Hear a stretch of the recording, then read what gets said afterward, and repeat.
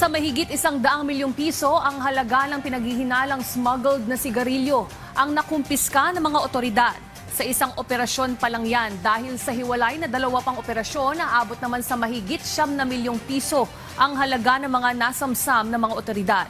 Ang buong detalye sa ulat ni Israel Dumaulaw. Umaabot sa mahigit 100 milyong piso na halaga ng mga pinaghihinalang smuggled na sigarilyo ang nasamsam ng 53rd Infantry Battalion at iba't ibang ahensya sa isinagawang anti-smuggling operations sa Barangay White Beach, Pagadian City at Barangay Punta Flecha, Pitogo, Zamboanga del Sur noong Hunyo 29 ngayong taon. Na-recover ng mga otoridad ang mahigit 1,000 karton ng mga pinaghihinalaang smuggled na sigarilyo.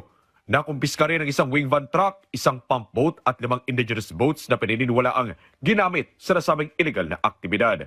Kasama rin na na-recover ang mga sasakyan at sasakyang pandagat na na-turnover na sa Bureau of Customs para sa tamang dokumentasyon, inventaryo at kaukulang legal na proseso. Samantala, umaabot sa mahigit 7 milyong piso ang halaga ng mga pinaghihinalaang smuggled na sigarilyo na nakumpiska ng mga otoridad sa isang intelligence-driven operation sa Kulambugan, Lanao del Norte.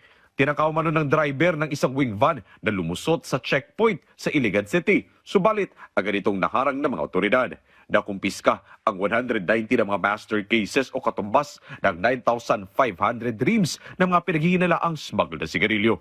I-turn over sa Bureau of Customs ang mga kontrabando. Sa hiwalay namang operasyon, nakumpiska rin ng mga otoridad mula sa 1004th Maneuver Company ang smuggled cigarettes sa checkpoint operation sa Pamutolon, Kalilangan, Bukidnon. Nasamsam sa operasyon ang ilang master cases at reams na may halagang mahigit 1 milyong piso. Ang pagpupuslit o smuggling ng mga sigarilyo ay paglabag sa Republic Act No. 10863 o ang Customs Modernization and Tariff Act. Israel Dumaulaw para sa bayan.